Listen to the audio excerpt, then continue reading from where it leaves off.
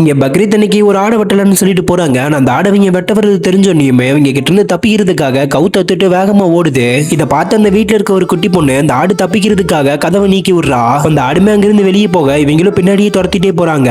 அப்படியே அந்த ஆடு அங்கிருந்து ஊருக்குள்ள போக அந்த ஊர்ல இருக்க எல்லாருமே சேர்ந்து அந்த ஆட்டை துரத்த ஆரம்பிக்கிறாங்க. இப்ப அந்த ஆடுமே அவங்க கிட்ட இருந்து தப்பிக்கிறதுக்காக ஒரு ஆட்டு மந்திக்குள்ள போய் பூந்துருது. ஆனா அந்த ஆட்டு மந்தியில இருக்க எல்லா ஆடுகளுமே கறிக்காக தான் கொண்டு வந்திருக்காங்கன்னு தெரிஞ்ச உடனேயும் அந்த ஆடு அங்கிருந்து தப்பிக்கிறதுக்காக மறுபடியும் வேகமா ஓடுது.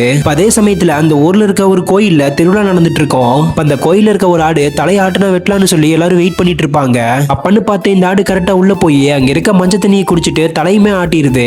சோ இதை பார்த்து அந்த கோயில இருக்கவங்க எல்லாருமே சந்தோஷப்பட்டு சாமி உத்தரவு கொடுத்துருச்சுன்னு சொல்லி அந்த ஆட்டை வெட்டுறதுக்காக போவாங்க. ஆனா அந்த ஆடு அங்க இருக்கவங்க எல்லாத்துக்குமே அல்வா கொடுத்துட்டு மறுபடியும் தப்பிச்சு வேகமா ஓடுது. இப்ப இந்துஸும் முஸ்லீம்ஸும் சேர்ந்து அந்த ஆட்டை துரத்த ஆரம்பிச்சு ஒரு கட்டத்துக்கு மேல அந்த ஆடு எங்களுக்கு தான் சொந்தம்னு சொல்லி சண்டை போட்டுக்க ஆரம்பிக்கிறாங்க. இப்ப இங்க நடந்தது எல்லாத்தையுமே அந்த ஊர்ல இருக்க ஒருத்த வீடியோ எடுத்து யூடியூப்ல அப்லோட் பண்ணிடுறான். சோ இப்ப இந்த வீடியோவுமே வைரலாக நியூஸ்ல வர அளவுக்கு போயிருது.